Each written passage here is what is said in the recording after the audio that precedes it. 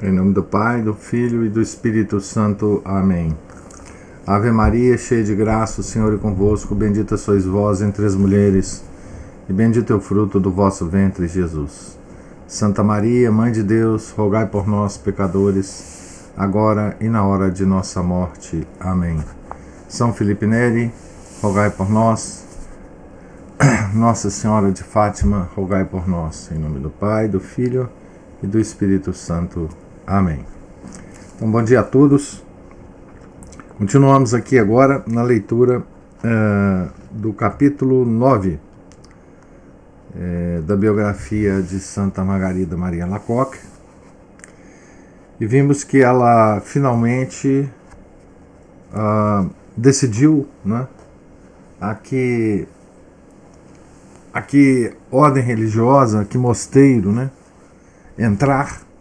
E ela decidiu pelo mosteiro de Parré-le-Monial. E nós vamos ver aqui como é que ela vai entrar e os detalhes disso, né?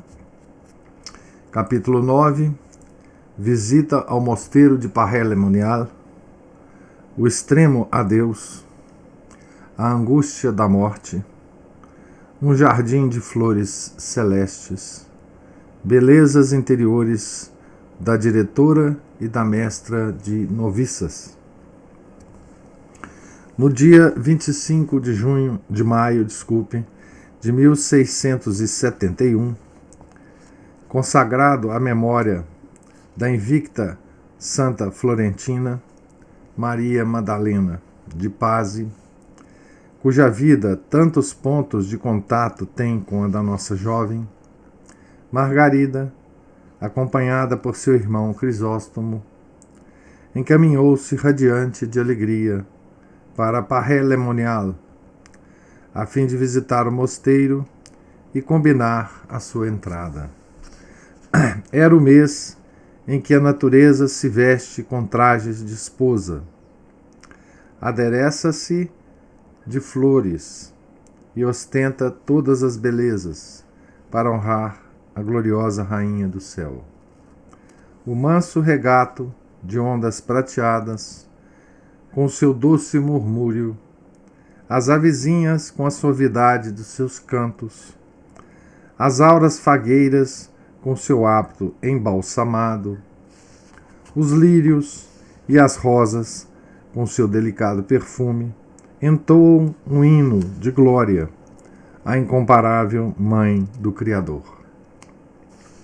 Margarida era a mais feliz de todos os mortais e convidava todos os elementos a se unirem a ela em ação de graças ao esposo celeste e à sua augusta mãe. Apenas pôs o pé no umbral do convento, ouviu no interior do coração a voz de Jesus que lhe disse: "Este é o teu lugar, é aqui que eu te desejo." Depois de visitar o claustro e colher todas as informações necessárias, voltou com seu irmão a Verosvre. Antes de dar extremo adeus à família e ao mundo, demorou-se ainda um mês para preparar o enxoval e ultimar tudo o que lhe parecia necessário. Na véspera da partida, ditou o testamento, pelo qual legou todo o seu patrimônio à família. No dia seguinte, 20 de junho de 1671, de madrugada, pôs-se a caminho de Parré. A mãe cobria-a de beijos e de lágrimas, e não podia separar-se dela. Outro tanto faziam os demais parentes. Margarida suportou estes últimos assaltos sem empalidecer, sem derramar uma lágrima. Tanto era a alegria e a coragem que sentia no coração. Apenas, porém, se afastou dos seus caros prevaleceu a natureza. Uma dor lancinante a assaltou e sentiu, naquela hora, todas as angústias da morte. Nas memórias, deixou escrito que naquele momento afigurou-se-lhe que o espírito se separava violentamente do corpo. Tanta foi a dor e a angústia que sentiu. Acontece o mesmo com a seráfica Madre Teresa e com Santa Joana de Chantal, quando deram o extremo adeus à casa paterna. Então, era um adeus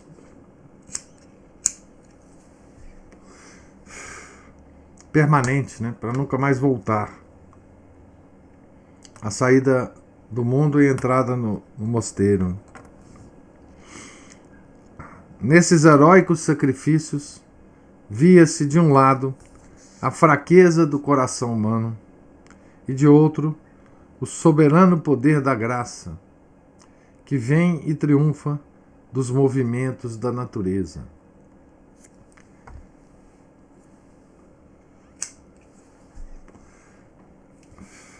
A graça de Deus e o mundo, né?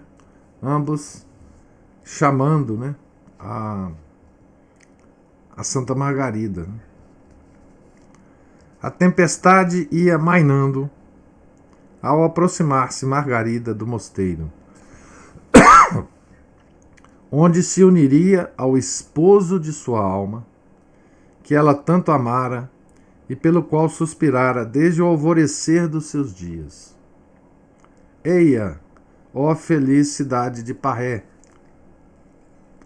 levanta-te das tuas sombras, que no teu horizonte começa a raiar um sol esplêndido. Ele te iluminará com seus celestes fulgores. A glória do Senhor paira sobre ti, para te embelezar e te tornar querida de todo o mundo cristão. Bonito isso, né? Foi uma graça para a cidade, né? Receber essa noviça, né? A ordem da visitação ainda se achava na sua juventude e apresentava o aspecto de delicioso jardim, em que desabrochava as flores mais fragrantes de perfumes celestes, as violetas da humildade, os lírios da virgindade, as rosas do amor de Deus e os amarantos da penitência.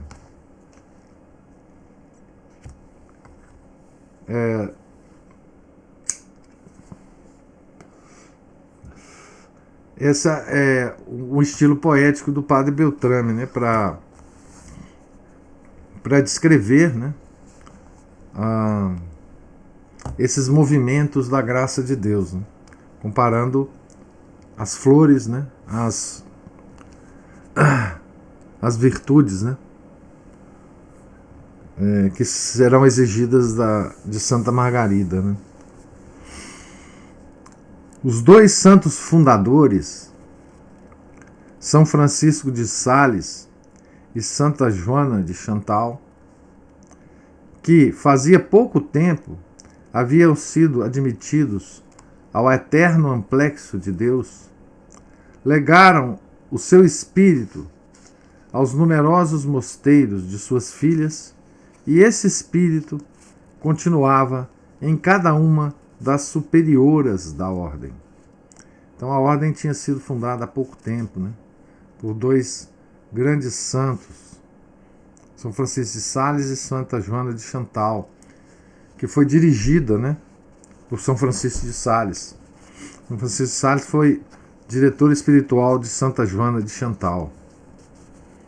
A Santa Igreja elevara a São Francisco as honras dos altares, e as festas de canonização despertaram vivo amor àquele instituto que enchia o mundo de santas solidões. As donzelas mais distintas corriam a povoá-las para viverem desconhecidas do mundo e exclusivamente dedicadas ao serviço de Deus. Então a força de São Francisco de Sales, né, e Santa Joana de Chantal ainda estava muito presente nessa ordem religiosa. Os santos fundadores ainda eram lembrados vivamente, né, pelos contemporâneos, e isso atraía a ordem muitas almas escolhidas. Em todos os claustros, o de Paray-le-Monial refulgia como um sol pelo fervor seráfico que remava entre suas irmãs, pela paz e esquecimento do mundo, pelo amor que todas consagravam a Deus e a sua gloriosa mãe.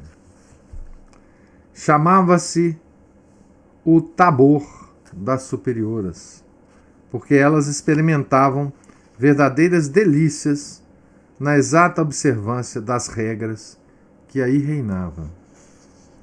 A pequena cidade de Paray, construída num delicioso vale, rodeado de montanhas, sulcado de límpidas águas e sombreado de planaltos folhudos e densos, era pela sua piedade e dedicação à Santa Igreja Católica digna de possuir semelhante tesouro. O seu próprio nome já traz em si uma como marca e recordação religiosa. Maria ia torná-la ilustre, circundá-la de glória imortal e convertê-la num dos santuários católicos mais augustos. A Paray-le-Monial, os fiéis volverão sempre seus olhos a contemplar as riquezas do divino coração. Deus, desde a sua eternidade, olhou-a com afeto, abençoou-a e escolheu como lugar afortunado, em que, ao mundo atônito, descobriria o coração de seu filho, fornalha ardente de amor, tesouro inexaurível de graças, fonte perene de vida eterna. A superiora do mosteiro de Paray era a madre Hersante, vinda do claustro de Paris, onde, durante 20 anos consecutivos, tivera como diretor de consciência a São Vicente de Paula, o apóstolo da caridade, o pai dos pobres. Várias vezes havia conferenciado com a sua fundadora, Santa Joana de Chantal, e dela recebera ensinamentos de perfeição. Educada na escola de dois santos, atingira a um sublime grau de virtude. Dera-lhe Deus o dom de conhecer os espíritos e governá-los. Jesus dotara-a sem medida dos tesouros da sua graça, pois a destinava a dirigir por cerca de 1 ano o mosteiro, que devia acolher a sua esposa Margarida.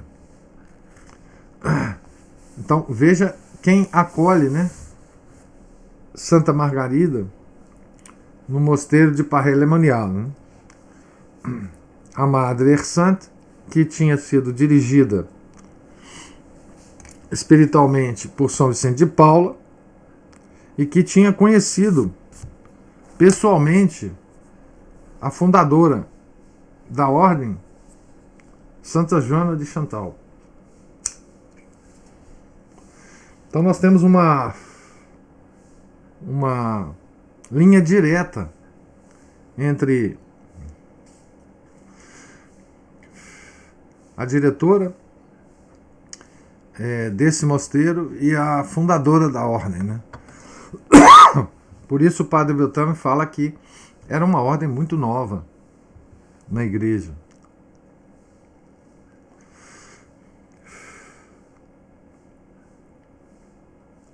A mestra de noviças, a cujos cuidados devia ser confiada a nossa santa, era uma veneranda irmã chamada Tuvan, que já contara 40 anos de fervorosa vida religiosa. Vestira o hábito tendo apenas 15 anos de idade. Fora abençoada pela santa fundadora, que, inspirada por uma luz profética, viu concentrarem-se grandes desígnios na sua alma virgem e pura como um lírio. Isso é a mestra de noviças que vai receber Santa Margarida. Era tão intenso o fervor de que se inflamava na oração que a Madre Superiora teve que reduzi-la a meia hora para que a sua saúde não viesse a sofrer. Então, por ordem da diretora, né, a irmã Tuvan tinha que reduzir o tempo da oração, né, para preservar a sua saúde. E a gente vai ver, né, em várias santas, em Santa Margarida, certamente, que os contatos que essas almas têm com Nosso Senhor são um peso, né, muito grande para o corpo físico da pessoa, né? Várias santas vão exibir esses fenômenos que vão sobrecarregar o corpo, né? E por isso várias santas morrem muito novas, porque o corpo não aguenta tanta efusão de graças diretamente no Nosso Senhor. As outras irmãs professas porfiavam entre si na prática das mais heróicas virtudes, conservando o ardor entusiástico do noviciado e praticando com exatidão as regras do Instituto. Não é, pois, de admirar que Nosso Senhor abençoasse aquele convento e lhe enviasse numerosas noviças das mais nobres famílias da Borgonha. Mas o mais belo testemunho da santidade da visitação de Parré foi o ter Deus encaminhado para lá a sua dileta esposa Margarida, para torná-la, em virtude da sua graça onipotente, uma das mais ilustres religiosas da Santa Igreja.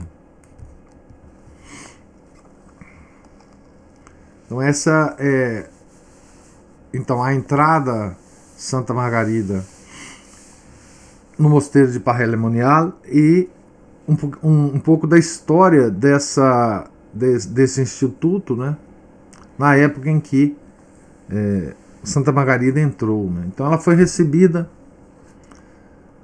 por santas, né, por mulheres santas que já estavam lá como que esperando Santa Margarida e a sua grande missão.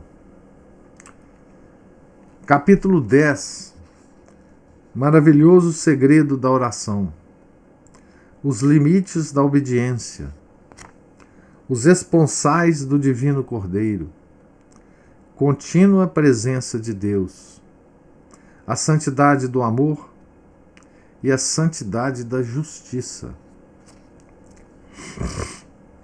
Margarida foi acolhida pelas irmãs com aquele carinho materno que se costuma dispensar às jovens saídas do mundo, com o coração a escorrer sangue e lágrimas pela separação da família e da pátria. Mas ninguém, a princípio, conheceu o tesouro que Deus confiava ao humilde mosteiro. ávida da mais alta perfeição, devorada pelo desejo de agradar ao seu dileto, foi logo ter com a mestra das noviças e pediu lhe ensinasse o segredo da oração. A veneranda madre de Tuvan deu-lhe uma resposta que se tornou célebre e compreendia, em poucas palavras, todo um tratado de ascética. Ide, disse-lhe, e ponde-vos diante de Deus como uma tela preparada diante de um pintor. Essa foi a resposta da madre de Tuvan para a pergunta de qual era o segredo da oração. Margarida, então, queria saber o segredo da oração e ela disse qual é o segredo da oração. Ide e ponde-vos diante de Deus como uma tela preparada diante de um pintor. É o segredo para rezar bem. Apresentar a Deus a alma pura, simples, recolhida, livre dos cuidados do mundo, para que ele lhe imprima a imagem do seu divino Filho, o primogênito dos eleitos, à semelhança de uma bela chapa de vidro, preparado pela química, sobre cuja superfície reflete a fotografia as suas nítidas imagens. Margarida correu, pois, aos pés do tabernáculo. Agora uma parte da autobiografia, da Santa Margarida. Apenas lá me encontrei, o meu divino mestre me mostrou como a minha alma era a tela preparada, sobre que queria gravar todas as cenas da sua vida dolorosa, passada no amor, no sacrifício e no silêncio até o Calvário. Que para formar tal imagem, cumpria, porém, que eu imediatamente tirasse da tela todas as manchas, seja da afeição às coisas da terra, como do amor de mim mesma e das criaturas, às quais me sentia fortemente inclinada. Então foi o que Nosso Senhor mostrou para ela. Nessa visita ao tabernáculo.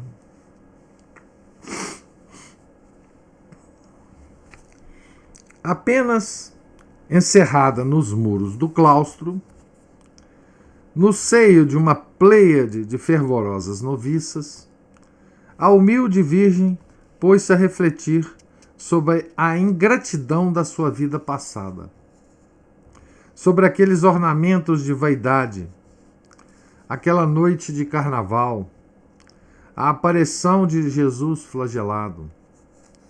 Sentiu o horror de si mesma e um desejo ardente de expiar aquela falta com as mais cruéis torturas do seu corpo.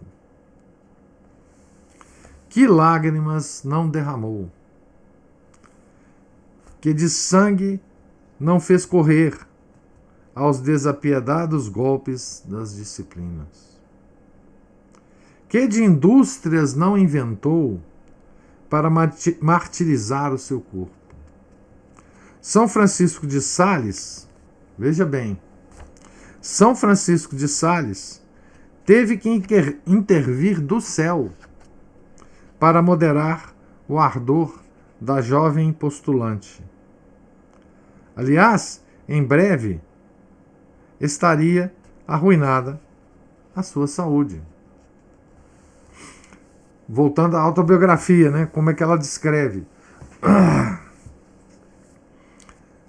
esse momento, O meu bem-aventurado pai repreendeu-me tão severamente por haver excedido os limites da obediência, que depois jamais tive ânimo de repetir aquelas austeridades. Que, minha filha, disse-me ele, pensas agradar a Deus, indo além das prescrições da obediência? Esta, e não a prática das mortificações, é o sustentáculo da congregação. Então, essa é uma das primeiras aparições de São Francisco de Sales a Santa Margarida. Vão haver outros colóquios entre Santa Margarida e São Francisco de Sales. Mas ele teve que intervir rapidamente para moderar, né, o desejo de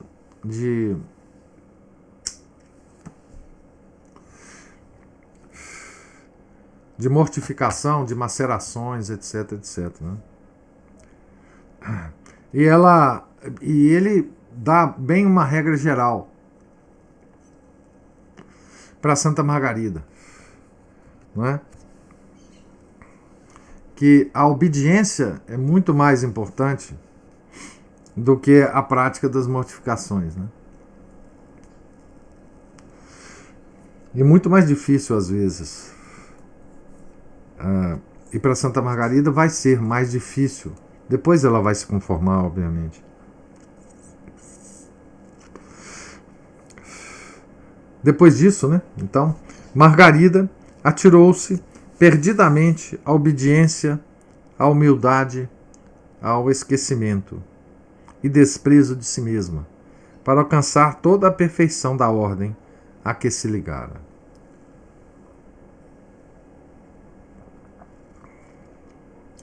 Levou 2 meses a preparar-se para a vestição do hábito religioso, meses de fervor extraordinário e inefáveis doçuras. Raiou, por fim, a bela aurora em que, despojada dos ornamentos mundanos, recebeu o véu de esposa de Jesus Cristo. Era o dia 25 de agosto de 1671, festa do glorioso rei São Luís, o qual, com os esplendores da sua santidade, ilustrou e honrou o trono de França. Santa Margarida terá uma missão em relação ao trono da França. Nós vamos ver isso ainda nessa biografia. Margarida vestiu-se por instantes com os vestidos mais luxuosos e ornou-se dos mais belos enfeites que costumava usar nas festas mundanas, para podê-los depois calcar aos pés. Olha que coisa, né? Olha que detalhe, né? Que detalhe mais delicado e mais significativo, né? No enxoval, daqui a gente pode concluir isso, né? Do enxoval que ela fez para entrar no mosteiro, ela lembrou de levar os vestidos luxuosos, né? E os enfeites que ela usara já no mundo, né? Para aquelas festas durante aqueles 4 anos, né? Em que ela se voltou ao mundo, né? Então ela vestiu aquilo para relembrar, né, das suas faltas, né, e para depois tirar essas vestimentas e pisá-las, né? E pisá-las.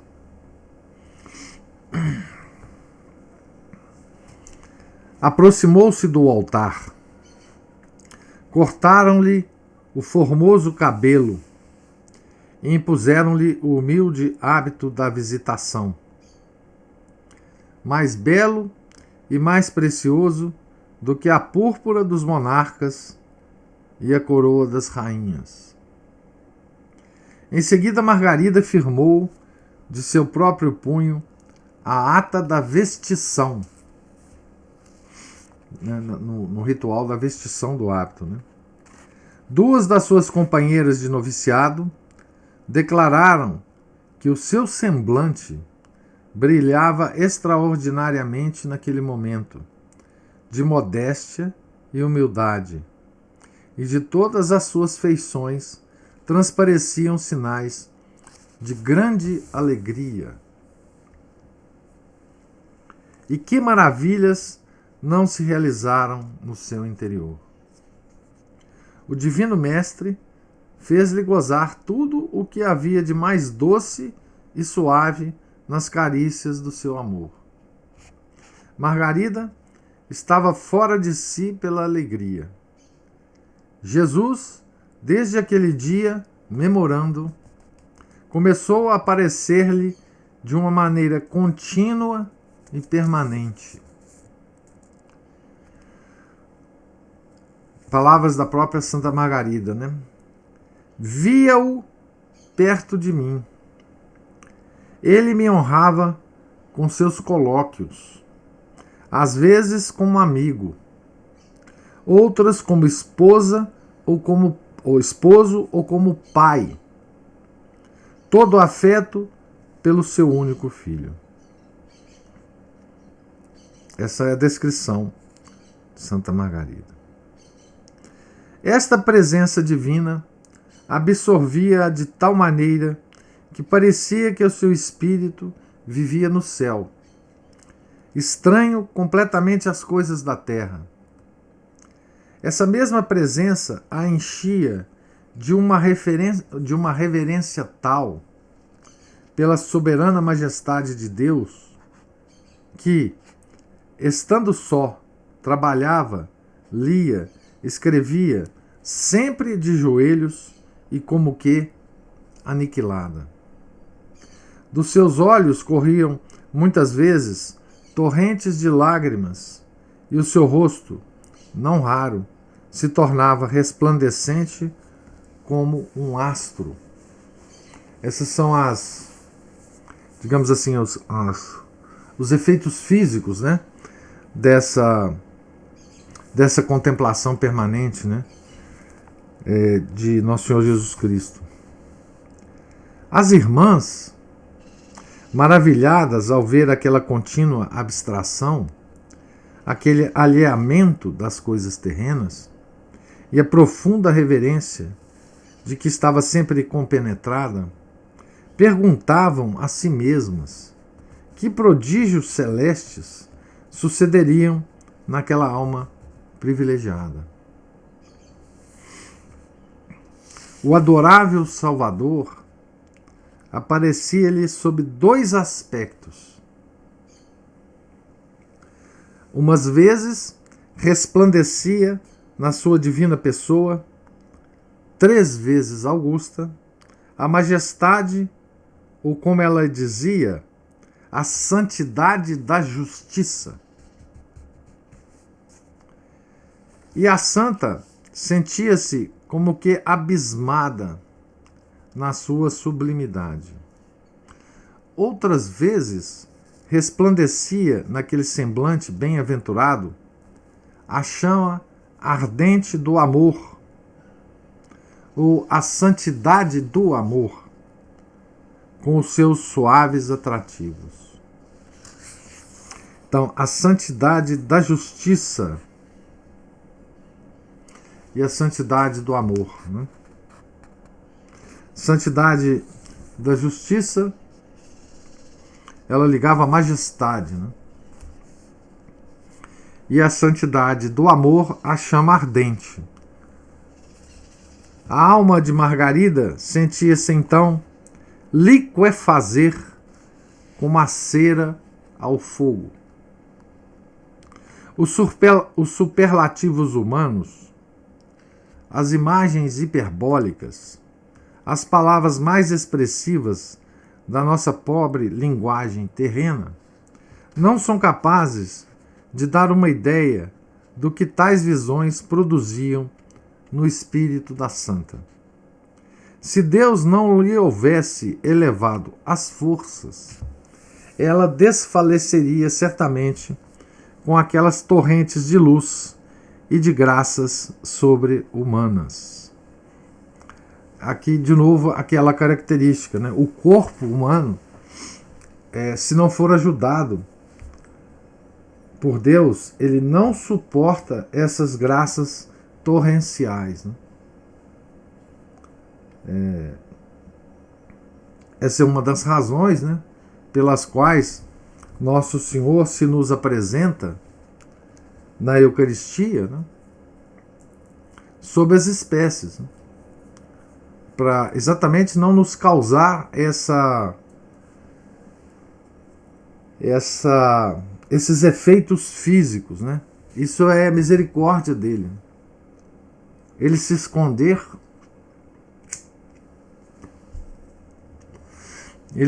a sua presença real sob as espécies do pão e do vinho,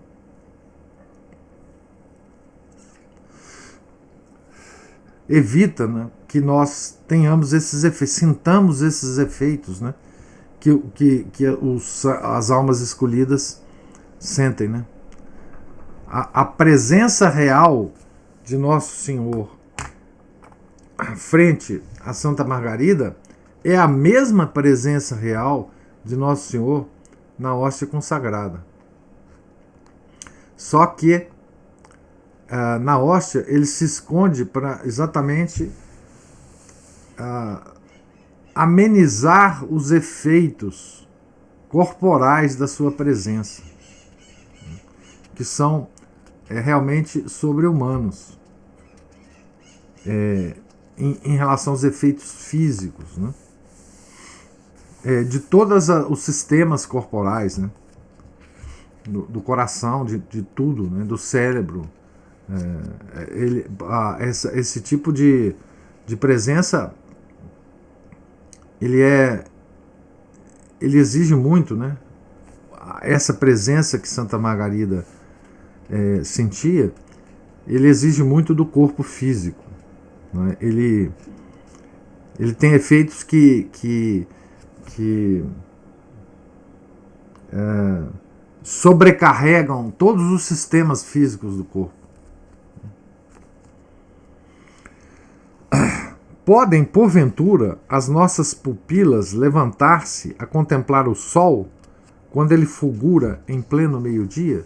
Então ele está fazendo aqui uma metáfora, né? Os nossos olhos não conseguem contemplar o sol ao meio-dia, né?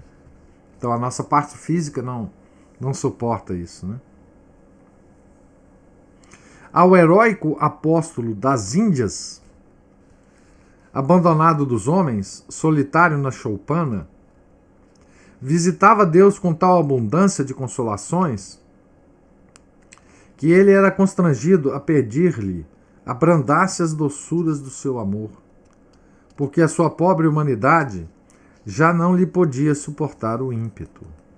São Francisco Xavier, né? Ele pedia mesmo a Deus, aliás, vários santos pedem, né? Para abrandar, né? Essa graça tão transbordante, porque o corpo não aguenta mais, né? São Felipe Neri também pedia isso, né, a Nosso Senhor. Outro tanto devia fazer a nossa Margarida.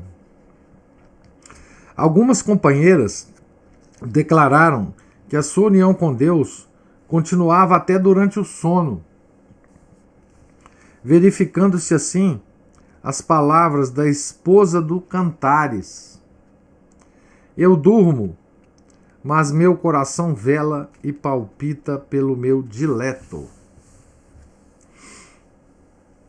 Ó gloriosa Virgem, alcançai-me também uma semelhante união, para que eu possa viver inteiramente alheio as coisas miseráveis e caducas dessa terra e não interrompa jamais a minha conversação com Deus. Essa aqui é uma pequena oração, né, que o padre Beltrame adiciona aqui no final desse capítulo. Vamos ver se dá tempo da gente ler o próximo capítulo aqui. Se eu atrasar um pouco, vocês me desculpem. Então, capítulo 11. As lições do esposo divino. A rainha das virtudes. O Tabor e o Calvário. O polo celeste das almas santas. Afirmam alguns biógrafos que a graça singular da contínua presença de Deus conferiu-a o Senhor, a nossa santa, só depois da profissão religiosa. Porquanto é de fato então que ela se refere nas suas memórias. Não observaram, porém, que Margarida, em duas passagens, dá a entender que já a havia alcançado antes daquela época, conforme atrás ficou dito. A visão de que falamos era mental, isto é, Margarida via Jesus com os olhos da mente. Depois de algum tempo, o amoroso Salvador começou a aparecer-lhe de modo visível. Ele falava-lhe, animava-a na prática das virtudes, consolava nas penas e repreendia-a severamente dos seus defeitos.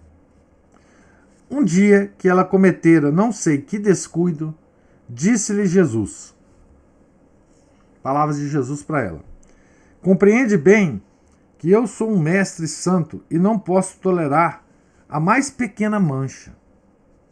São palavras de Jesus a ela, né? E essas palavras foram proferidas em um tom tal que ela lhes teria preferido qualquer dor ou suplício. Noutra ocasião, tendo-lhe escapado um certo gesto de vaidade, falando de si mesma, teve que derramar amargas lágrimas, porque o divino esposo, quando ela ficou só, repreendeu-a com um semblante da maior severidade. Que tens tu, pó e cinza, para que te possas gloriar de ti mesma? Nada tens, e para que não te esqueças da tua miséria e do que és, quero que vejas a tua imagem. Palavras de Nosso Senhor. E dizendo isto, iluminou-a de um raio de luz interna e fez-lhe ver a alma manchada de todas as imperfeições do amor próprio e das outras misérias humanas. Margarida viu-se tão feia, tão miserável, tão vil, que não pôde suportar essa visão por muito tempo e suplicou ao seu misericordioso Senhor que lhe tirasse de diante dos olhos aquele espelho, senão morreria de aflição. Então, Nosso Senhor então mostrou a alma de Santa Margarida como era vista por ele mesmo, né? Vários santos já tiveram essa oportunidade de se ver, né, como Nosso Senhor os via. O mesmo aconteceu à generosa Santa Catarina de Gênova e a muitas outras almas. A pureza eminente dos maiores heróis e das maiores heroínas do cristianismo desaparece diante da inefável santidade de Deus, cujo olhar puríssimo enxerga manchas até mesmo nos mais sublimes serafins, os quais tremem diante dele e encobrem com as suas asas o seu semblante. Assim se eclipsam as estrelas do firmamento, quando no horizonte aparece fulgurante a luz do sol.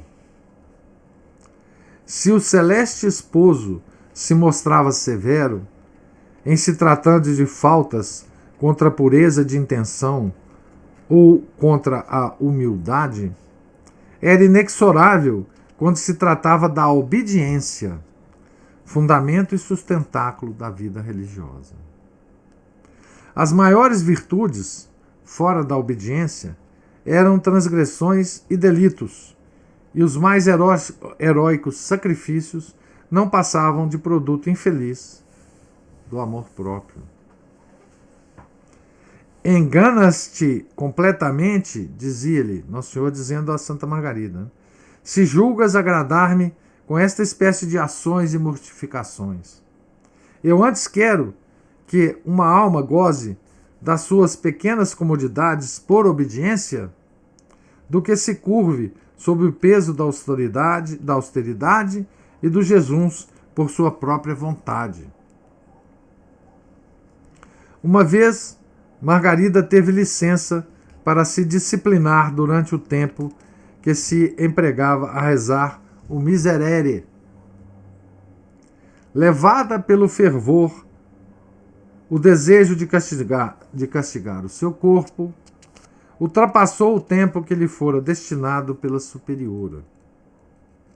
Apareceu-lhe imediatamente Jesus, todo magoado, e advertiu-lhe que a penitência praticada durante o Miserere fora em sua honra e o restante ficara para o demônio. Olha que coisa, hein? Foi então que a Virgem resolveu, antes morrer, que ultrapassar de um só ponto os limites da obediência. Olha que figura que Nosso Senhor usou, né?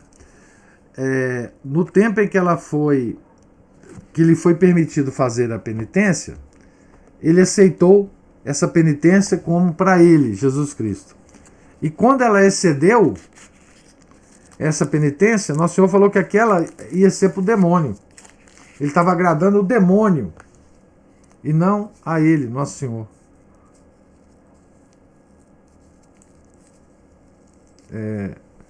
Essa foi a expressão de Nosso Senhor para ela, né? Veja que coisa impressionante, né? Que figura mais impressionante que Nosso Senhor usou com a nossa santa, né? Deus quer o sacrifício da parte mais nobre do nosso ser, isto é, da vontade, e não do corpo e das coisas terrenas.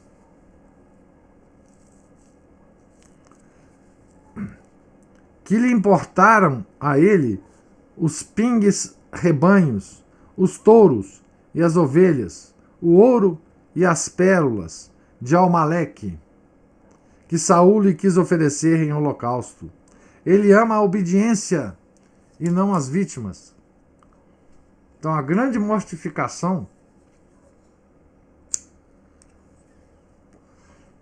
que Jesus admira é a mortificação da vontade e não do corpo. E olha como o padre Beltrame se refere à vontade, a parte mais nobre do nosso ser. Por isso eu digo que a nossa religião, a religião católica verdadeira, não tem nada a ver com sentimentalismo. A nossa religião é a religião da vontade.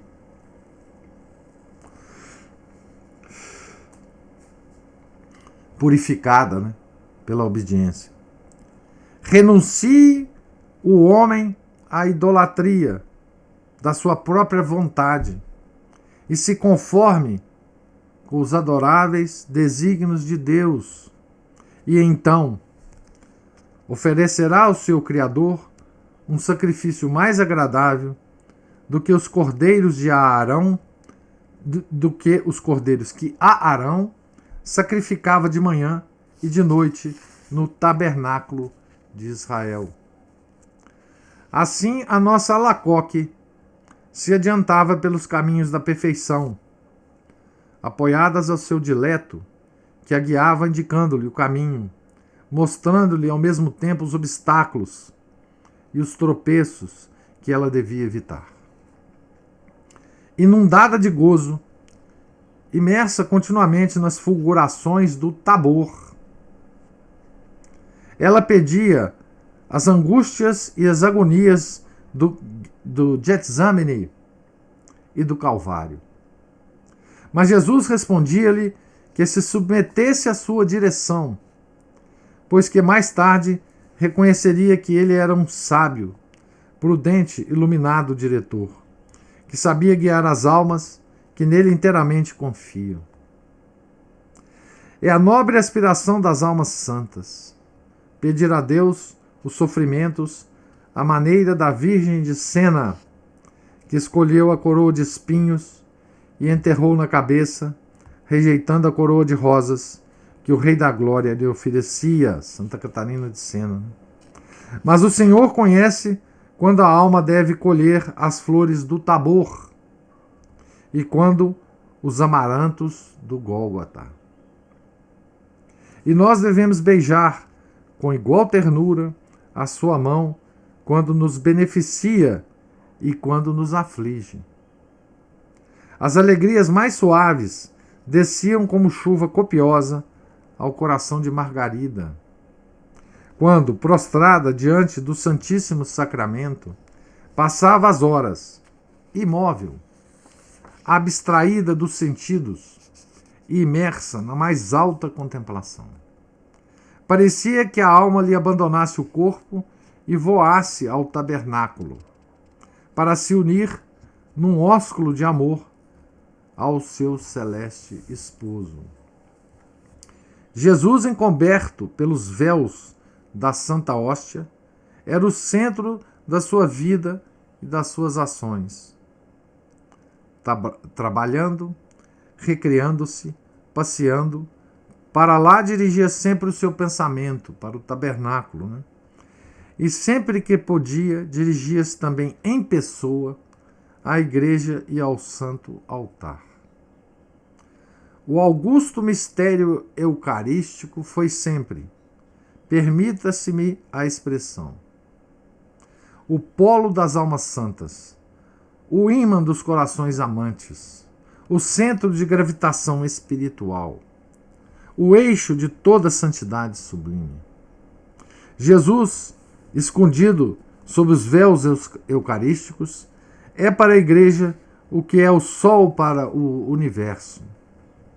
Uma nascente indefectível de luz e de calor, a qual, com seus raios benéficos, faz germinar nas almas as flores mais perfumosas e os mais preciosos frutos de vida eterna. 1000 vezes feliz a alma que, à imitação da Margarida, encontrou suas delícias à sombra do tabernáculo. Em breve ela se elevará aos mais altos píncaros da santidade. Então, o Padre Beltrame, por isso que essa biografia é uma joia rara, né? Porque o Padre Beltrame, muito do que ele fala de Santa Margarida, e como ele descreve, né, dá para a gente suspeitar, né, que o próprio Padre Beltrame sentia certas coisas, né, principalmente essa adoração de Jesus no tabernáculo, né. Então o Padre Beltrame, ele era um indivíduo que podia muito bem se colocar, né, no lugar da Santa Margarida e avaliar, né, aquilatar o que Santa Margarida sentia, né, quais eram os efeitos físicos e espirituais que Santa Margarida exibia.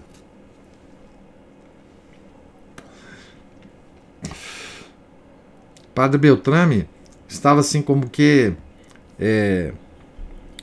numa posição muito confortável de entender, né, os vários fenômenos que aconteciam com Santa Margarida. Por isso esse biógrafo é tão importante, né? Do ponto de vista espiritual, né? Vocês vejam que, embora tenha uma biografia aqui, mas as descrições do padre Beltrame em relação aos fenômenos que aconteciam com Santa Margarida são inestimáveis, né? Essa percepção do servo de Deus, né, Padre André Beltrame, em relação aos fenômenos, né, a essa aproximação da alma de Santa Margarida ao seu divino esposo, né, certo? Pergunto, desculpe aí, eu avancei um pouco no horário, eu pergunto se há alguma... Opa, a Aline aqui mandou um texto para a gente... Deixa eu ler aqui. Hoje nós merecemos mesmo não termos mais a Santa Missa para comungar. Os santos se preocupavam tanto com o coração, o lugar onde Nosso Senhor Jesus Cristo iria habitar. Nós, porém, com o coração imundo de pecados, o colocamos nesse lugar sem o mínimo de amor. Os santos, com humildade e obediência, nos mostram o caminho a seguir. Parece simples, mas não é. Não é simples porque nós somos muito sofisticados para isso, né? Então, quando a gente vê a descrição, né, a Aline e outros que estão nos ouvindo, quando a gente vê a descrição dos santos a respeito do tabernáculo, da presença real do Nosso Senhor Jesus Cristo no Santíssimo Sacramento e na hóstia consagrada, é que nós vemos o quão desrespeitosos somos nós em relação à Sagrada Hóstia, né? O quão nós nos aproximamos dela com descuido, com tanto desprezo, né? Com tanta... sem contar, obviamente, com as blasfêmias que acontecem com a comunhão na mão, né, que hoje é muito comum, né? Isso é uma coisa que a gente nem deve contemplar agora, nesse momento. Mas eu estou dizendo nós mesmos que recebemos a comunhão na mão, na boca, né? Nós mesmos que nos achamos católicos extraordinários, né? Sobretudo católicos, digamos assim, tradicionais, que vamos na missa antiga, etc, etc, né? Se a gente ponderar, né, por um momento, se nós meditarmos, né, sobre o respeito com que os santos se aproximam da hóstia consagrada, nós certamente sentiremos vergonha, né? No mínimo vergonha, de nos aproximarmos tão distraidamente, tão habitualmente, né, da comunhão.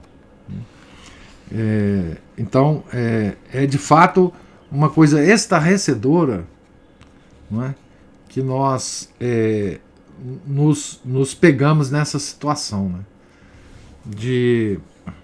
porque a situação de desrespeito em relação à hóstia consagrada é um ato gravíssimo, porque é desrespeito direto a Nosso Senhor, né? Não é um desrespeito, digamos assim, indireto, né? É que Ele está ali, naquele momento, né? E nós não estamos ali, né? Nós estamos em outro lugar, né? É por causa dos afetos que nos comandam à vontade, né? Os nossos afetos estão todos na direção da criatura e não do Criador, né? Então, isso é uma coisa que nós devemos pensar sempre que nós nos aproximamos da comunhão, né? Nós demonstrarmos, pelo menos com a nossa vontade, que nós estamos ali presentes, que nós estamos ávidos para receber Nosso Senhor, que nós fizemos tudo para nos preparar para aquele momento, para nos preparar para recebê-lo, né? É claro que não devemos exigir nem esperar efeitos sensíveis como os santos sentem. Isso é uma besteira, uma bobagem, uma demonstração de orgulho. Nós não precisamos sentir coisas sensíveis, né? Mas nós temos que fazer tudo para que essa preparação e esse recebimento de Nosso Senhor seja respeitoso proporcionalmente a quem nós estamos recebendo, né, naquele momento. Então nós vamos ver sempre que mesmo que esses santos tenham um contato sensível com Nosso Senhor, porque a Santa Margarida tinha o contato sensível, não é? Como que eles se preparavam para receber Nosso Senhor na hóstia consagrada? Que ele está oculto, né? Para o nosso bem, inclusive, né? Isso é uma lição que a gente deve tirar da leitura da vida dos santos. São lições que nós podemos tirar e nós podemos praticar. Nós não podemos praticar, por exemplo, o contato sensível com o nosso Senhor Jesus Cristo que Margarida tinha. Mas nós podemos praticar esse respeito que ela tinha pela hóstia consagrada. Isso é possível a nós, miseráveis, né? Mas, então, é assim que a gente, digamos assim, devemos ler a vida dos santos, né? Tirando daquela vida, o que nós podemos, na nossa pobre condição, tirar para o nosso bem, né? Para o nosso contato com o nosso Senhor Jesus Cristo do jeito que Ele quer. Né? Então, alguma outra observação? Então, Deus lhes pague pela paciência que vocês tiveram aqui na leitura, paciência comigo. Tenham todos um santo dia e até amanhã, né? Na continuação das nossas leituras. Em nome do Pai, do Filho e do Espírito Santo. Amém. Ave Maria, cheia de graça, o Senhor é convosco. Bendita sois vós entre as mulheres, e bendito é o fruto do vosso ventre, Jesus. Santa Maria, Mãe de Deus, rogai por nós, pecadores, agora e na hora de nossa morte. Amém. Santa Margarida Maria Alacoque, rogai por nós. São Felipe Neri, rogai por nós. Nossa Senhora de Fátima, rogai por nós. Em nome do Pai, do Filho e do Espírito Santo. Amém.